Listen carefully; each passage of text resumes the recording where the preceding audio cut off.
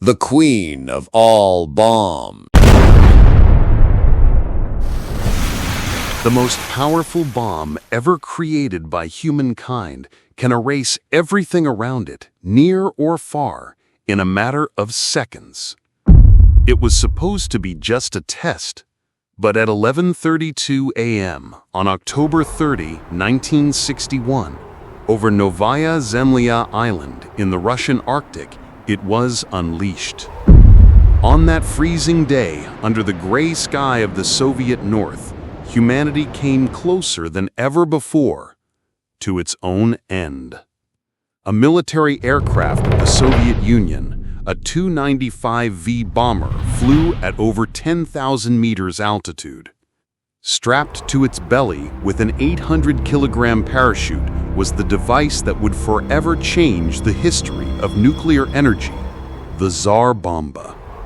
With a yield of 50 megatons, this thermonuclear bomb was more than 3,800 times more powerful than the one dropped on Hiroshima in 1945. Its impact was so colossal that many at the time believed the Soviets had broken the laws of nature. It didn't hit the ground. It didn't explode in the sea. It was detonated in the air, about 4,000 meters above ground, so its effects could be measured, and at the same time, to avoid the apocalypse.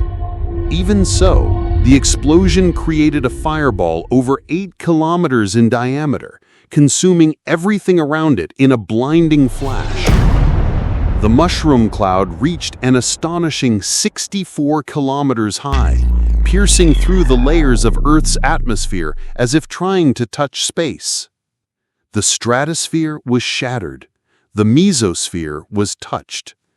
No other bomb has come close to that. The flash of the explosion was visible over 1,000 kilometers away. The shockwave traveled around the planet 3 full times. For a brief moment, the entire world felt the impact of the Tsar Bomba. And the scariest part? It was never used in combat. If it had been, an entire metropolis could have vanished before the sound of the blast even reached the ears of anyone nearby. The Tsar Bomba released an energy equivalent to 50 megatons.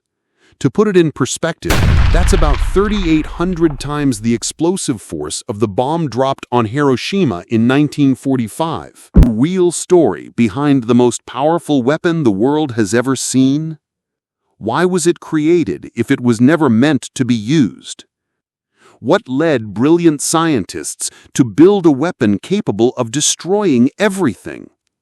And most importantly, will anyone, someday, press the button again and aim it at us? To understand the Tsar Bomba, we need to return to the dark backdrop that made it possible. A divided world, a planet under tension. The decade was the 1960s, and humanity lived under the shadow of the nuclear mushroom cloud. Since the end of World War II, 2 superpowers had been waging a war without bullets, but with weapons far more dangerous, the United States and the Soviet Union. It was the height of the Cold War, 2 ideologies in conflict, 2 irreconcilable worlds, capitalism versus communism. Both sides knew that a direct war would mean the end of the world, so the battle was fought through influence, espionage, technology, and nuclear weapons. The atomic bomb dropped on Hiroshima had already proven the power of total destruction, but that was no longer enough. The nuclear arms race was now in pursuit of something bigger, stronger, more threatening. Every new test was a display of strength, a message to the enemy. And in this dangerous game, the Soviet Union was willing to go to the very limit. In 1961, Soviet leader Nikita Khrushchev needed to show that the USSR was not just on equal footing with the Americans, but that it could surpass them. He wanted to send a message not just to the United States, but to the entire world. The message was, We have the power to destroy everything. Think twice before challenging us. It was in this context that the idea for the largest nuclear explosion in history was born. It wasn't to win a war, it was to prevent one from starting. While U.S. President John F. Kennedy tried to cool tempers on the other side of the globe, Khrushchev silently ordered the construction of a bomb with a potential of 100 megatons. The plan was as ambitious as it was insane. Even Soviet scientists hesitated. Some feared the bomb might trigger chain reactions in Earth's atmosphere. Others suggested reducing the original design, afraid of unleashing uncontrollable destruction. But the order had been given, and no one disobeyed Khrushchev. The mission was clear: create a bomb the world would never forget. A bomb so powerful that no other nation would even dare to threaten the USSR. While the West watched Soviet movements with suspicion, engineers and physicists worked in secrecy in hidden laboratories deep within the Soviet Union. Go down in history. Tsar Bomba, the bomb of the Tsars, the queen of all bombs. Building the largest weapon ever created by mankind wasn't just a scientific challenge, it was a test of limits, physical, ethical, and human. To bring the Tsar Bomba to life, the Soviet Union had to gather its brightest minds and take them to one of the most inhospitable places on Earth. The bomb would be tested in one of the most remote locations on the planet, Novaya Zemlya Island, a frozen, isolated archipelago in Russia's far north, surrounded by the icy waters of the Arctic Ocean. For decades, Novaya Zemlya was kept off the maps. The Tsar Bomba couldn't be dropped just any way. It required a modified aircraft robust enough to carry over 27 tons of pure destruction. That aircraft was the Tu-95V, a modified version of the traditional Soviet Tupolev Tu-95 bomber, nicknamed the Bear by the West. The Tu-95 was powered by 4 Kuznetsov NK-12 turboprop engines, the most powerful ever used on an aircraft, capable of reaching speeds of up to 920 kilometers per hour. Yet even this aircraft had to be specially adapted for the mission. Its fuselage was painted with heat-reflective coating. Internal compartments were reinforced. The bomb bay was redesigned because the Tsar Bomba was too big to fit in the original model. The bomb, officially named RDS-220, measured 8 meters in length, 2 meters in diameter, and weighed a staggering 27,000 kilograms. It was so heavy that to prevent it from detonating on impact, it was equipped with a special 800-kilogram parachute to slow its fall. This gave the crew an extra 2 minutes to escape the blast radius. The plan was simple, but risky. The Tu-95V would climb to an altitude of 10,500 meters. The bomb would be released over the target at 4,000 meters. The most well-known, and paradoxically the most critical name in the project, was Andrei Dmitrovich Sakharov.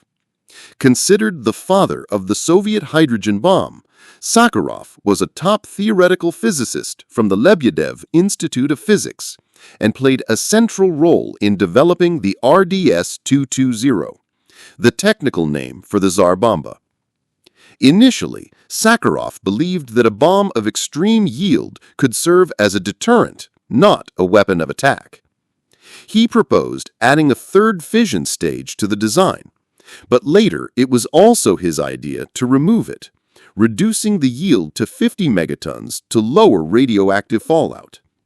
Still, he was deeply shaken by the test's results, and in the years that followed became one of the Soviet Union's leading anti-nuclear activists, receiving the Nobel Peace Prize in 1975.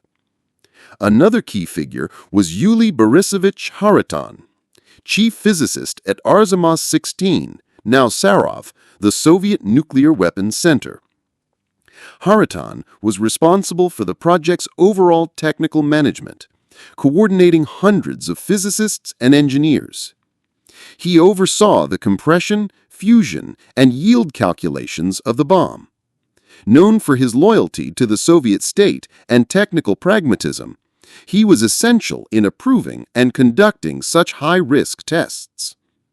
Viktor N. Adamski and Yuri N. Adamski, both nuclear physicists, also played crucial roles.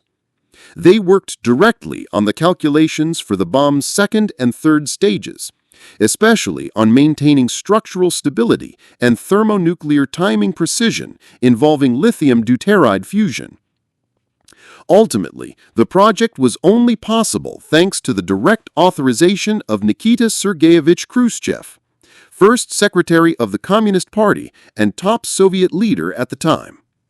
It was Khrushchev who ordered the bomb's creation, famously saying it should be so big the Americans would choke on it.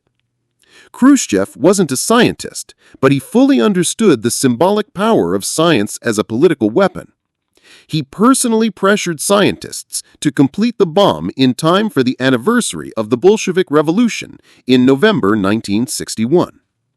These names represented three fundamental pillars: pure science, Sakharov; applied engineering, Hariton, Adamski, Babayev; strategic politics, Khrushchev.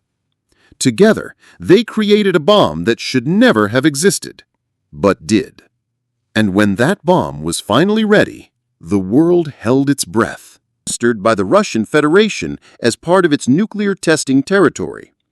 Remnants of the impact still exist: geological deformations and areas with low residual radiation. Most of the structures used during the test were destroyed by the blast. Internationally, the Tsar Bomba's impact was so enormous that 2 years later, in 1963, the United States with nuclear weapons and promote disarmament.